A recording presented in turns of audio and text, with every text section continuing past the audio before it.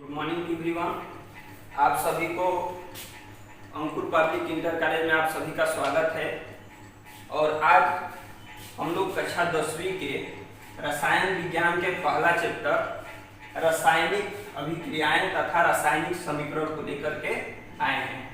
उसके बारे में हम आज चर्चा करेंगे कि रासायनिक अभिक्रिया क्या होती है, रासायनिक समीकरण क्या होता है, तो ये हम समझेंगे। तो देखिए, जो रासायनिक जो अभिक्रिया होती है, यह दो या दो से अधिक पदार्थ मिल करके जब एक से अधिक नए गुणधर्म वाले पदार्थ की जब उत्पत्ति करते हैं तो उसे हम रासायनिक अभिक्रिया कहते हैं। जब कोई भी दो पदार्थ हो आपस में मिले, और जब आपस में मिले तो उसके अपेक्षा वो जो दूसरा उत्पाद जो बने वह उसका जो गुणधर्म हो अलग हो, तो उसे हम क्या कहेंगे? रासायनिक अभिक्रिया कहते हैं। इसको हम समझने के लिए हम क्रिया करा करके देखते हैं। तो लेते हैं Mg plus O2, Mg plus O2 से क्रिया कराते हैं। तो देखिए, यहाँ Mg है और प्लस O2 लगाते हैं, और यह जो तीर है, तीर के इधर का हिस्सा जो बाएं तरफ होता है, इधर जो होता है उसको अभिकारक बोलते हैं, अभिकारक। और इधर जो चीज बनेगा, पदार्थ बनेगा, उसको हम उत्पाद कहेंगे। तो देखिए, यहाँ पे Mg प्लस O2 का जब हम क्रिया करा रहे हैं तो इधर बनता है MgO। क्या बनता है? MgO। अब देखेंगे कि यहाँ पे देखिए Mg की संख्या कितनी है? 1 है। O2 की संख्या कितनी है? 2 है। तो देखिए, यहाँ Mg की संख्या 1 है ना, और यहाँ O2 की संख्या 2 है। तो इसको संतुलित करने के लिए हम देखते हैं।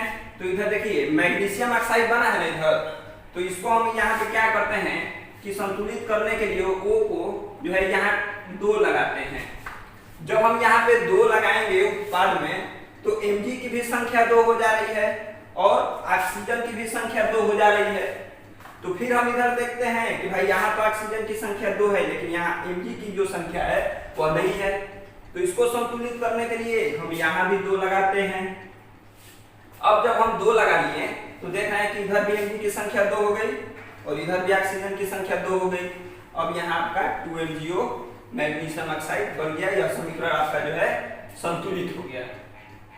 अब देखिए, इसमें कुछ ऐसे अभिक्रिया होती हैं जिन्हें समीकरण बनाने पर जो उत्पाद बनता है वह पुनः जो है अपनी अवस्था में नहीं आ पाता है।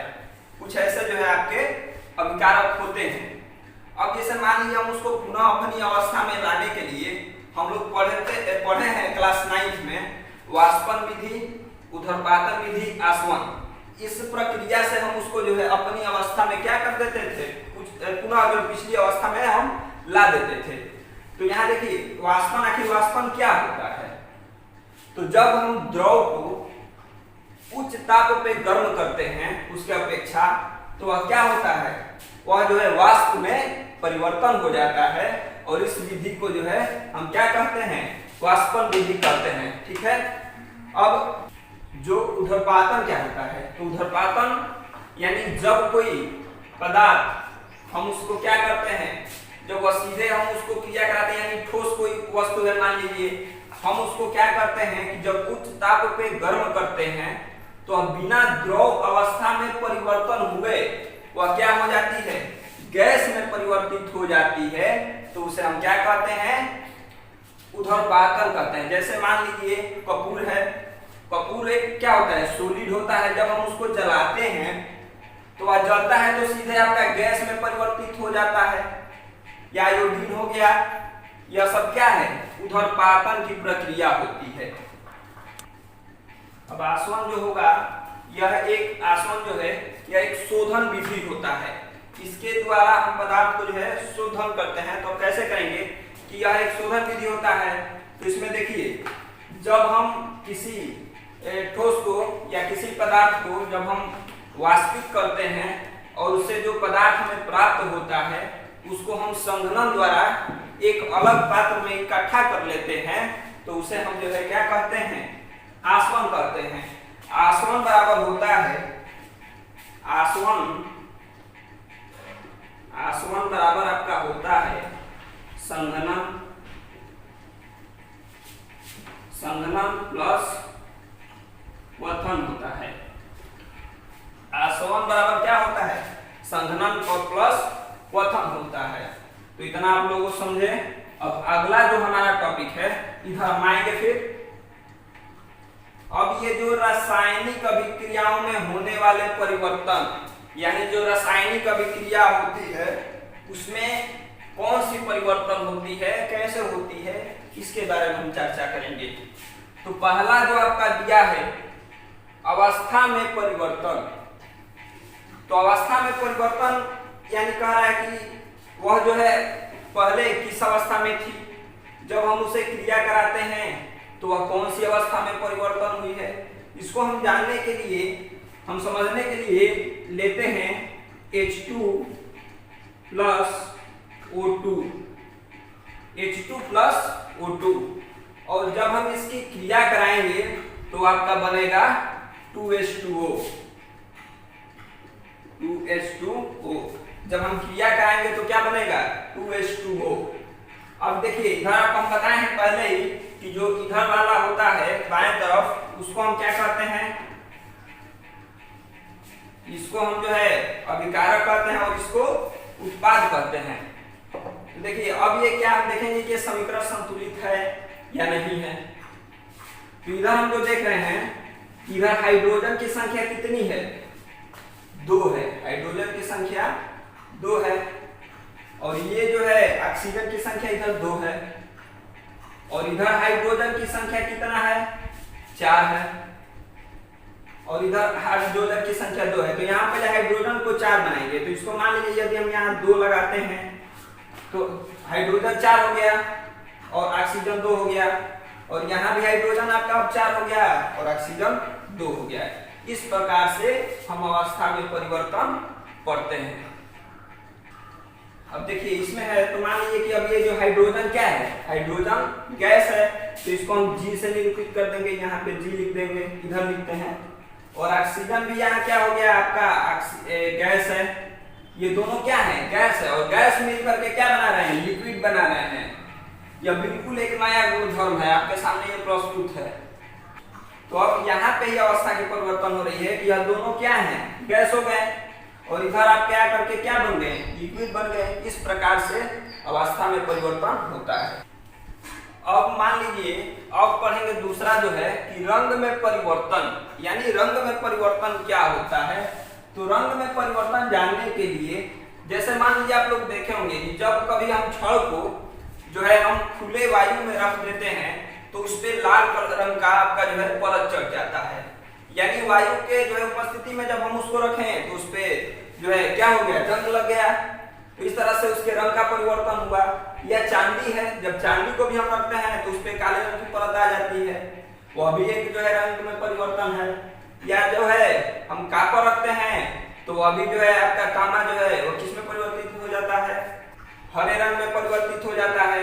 तो इस प्रकार से हम जो है रंग में परिवर्तन पढ़े हैं।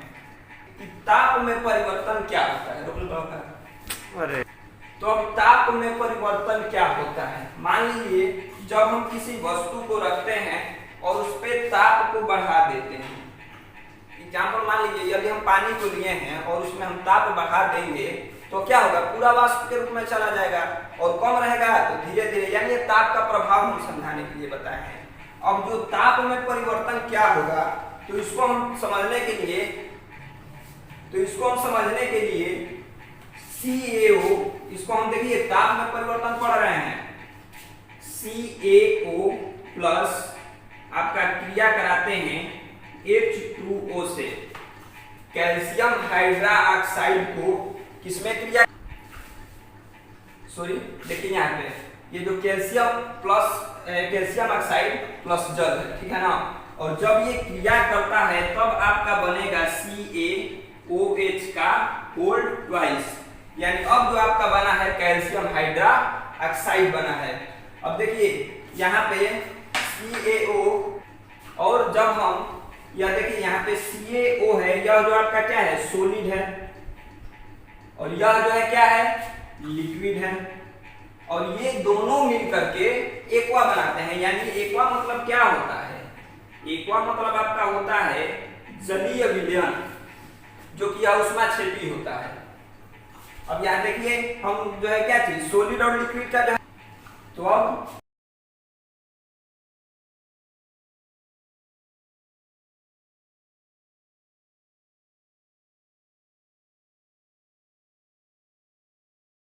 ज्वलनशील प्राप्त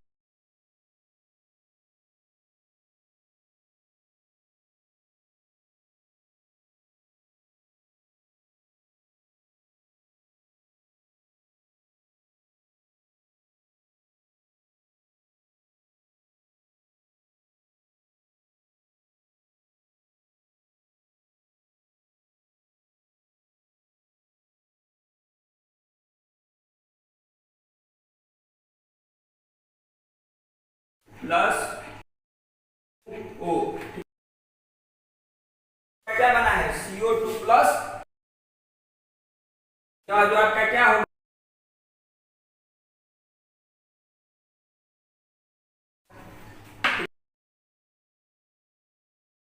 इतना टॉपिक था।